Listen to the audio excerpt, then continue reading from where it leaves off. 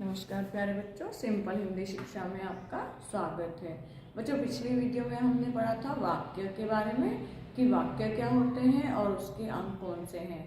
तो वाक्य क्या था? सार्थक शब्दों का जो समूह होता है उसको हम वाक्य कहते हैं। और वाक्य के अंदर दो अंग होते हैं, एक विधेय और एक उद्देश्य। उद्देश्य क्या है? जो काम को या जिसके बारे में बात की जा रही है वो उद्देश्य होता है। और विधेय यानी जो काम हो रहा है या क्रिया, उसको हम कहते हैं विधेय। तो वाक्य जो है एक विधेय और एक उद्देश्य से बनता है।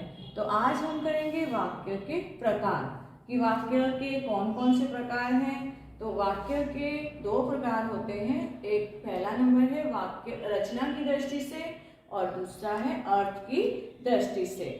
तो आज हम वीडियो में पढ़ेंगे रचना की दृष्टि से वाक्य कितने प्रकार के हैं। तो रचना की दृष्टि से बच्चों वाक्य जो है वो तीन प्रकार के होते हैं, सरल वाक्य, मिश्र वाक्य और संयुक्त वाक्य। कितने प्रकार के हैं? तीन प्रकार के, सरल वाक्य, मिश्र वाक्य और संयुक्त वाक्य। तो सरल वाक्य क्या है सबसे पहले पढ़ेंगे। सरल वाक्य क्या होता है? जिन वाक्यों में एक उद्देश्य और एक विधेय होता है उन्हें हम सरल वाक्य कहते हैं। जिसमें क्या होता है? एक उद्देश्य और एक विधेय होता है, उसे हम सरल वाक्य कहते हैं। जैसे मुकेश पढ़ता है ना, मुकेश पढ़ता है। मुकेश क्या है? इसमें उद्देश्य है और पढ़ता क्या है? विधेय। एक ही उद्देश्य है और एक ही विधेय है।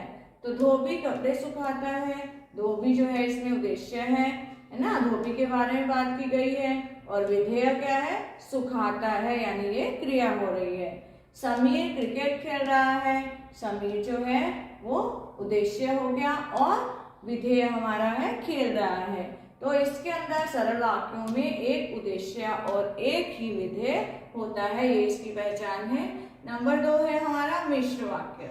मिश्र वाक्य क्या है? जिन वाक्यों में एक प्रधान उपवाक्य तथा दूसरा मिश्रित आश्रित उपवाक्य होता है उसे हम मिश्र वाक्य कहते हैं। प्रधान उपवाक्य का मतलब मुख्य वाक्य है ना, और दूसरा आश्रित मतलब उस पर निर्भर है।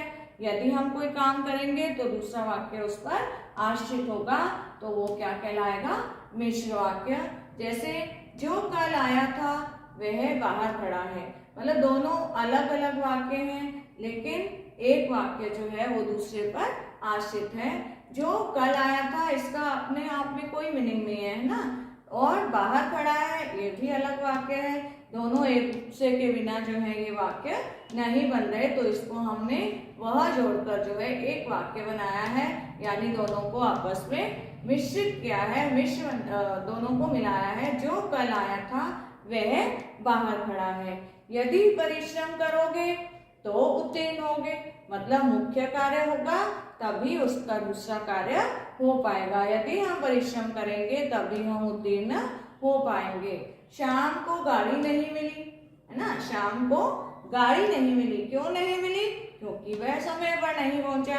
तो मुख्य वाक्य के ऊपर जो है दूसरा वाक्य आश्रित है। और इनको पहचानने का क्या ट्रिक है कि इनके अंदर जो है कि, जिसे, जो, वह, जितना उतना है ना, जैसे वैसे, जब तक, जहां कहाँ, जैसा वैसा, यदि तो, अगर तो आदि जो है शब्दों को आपस में दो वाक्य जोड़ते हैं तो वो क्या कहलाता है?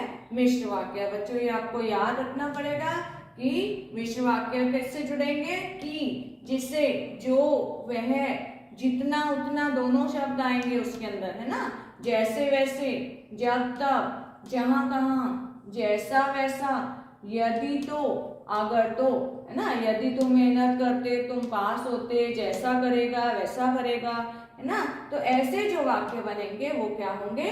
मिश्र वाक्य। तो आपको यदि क्वेश्चन आता है आपको पहचानने को बोलेंगे कि मिश्र वाक्य कौन सा है, तो जिन वाक्यों के अंदर ये सब शब्द होंगे तो आप पहचान जाएंगे कि ये मिश्र वाक्य है। अब नंबर 3 है हमारा संयुक्त वाक्य।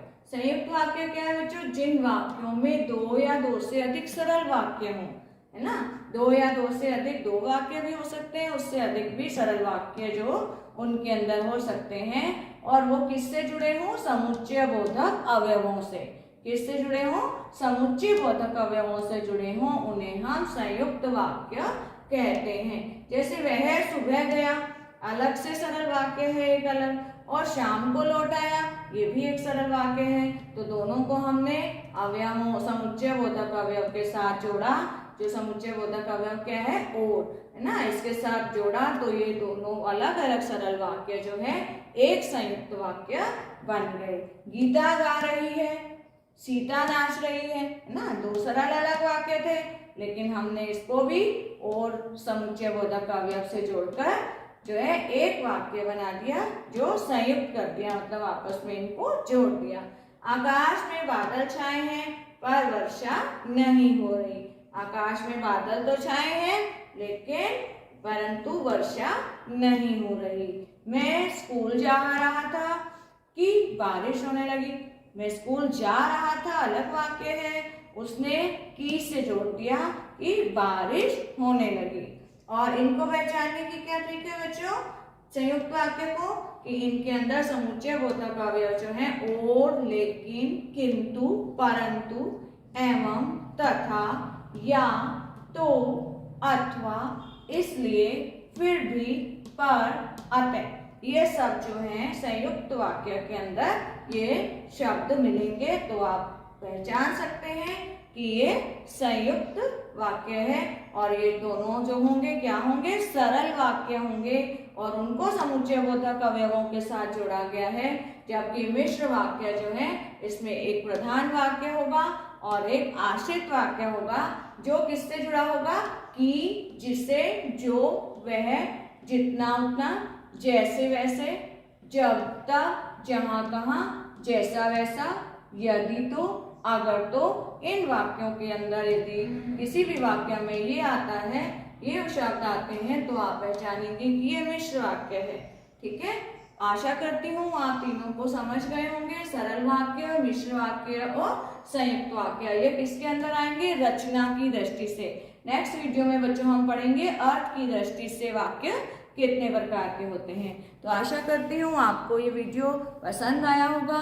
तो प्लीज़ अपने फ्रेंड्स के साथ, मित्रों के साथ, रिश्तेदारों के साथ इनको शेयर कीजिए, लाइक कीजिए और सब्सक्राइब कीजिए। धन्यवाद।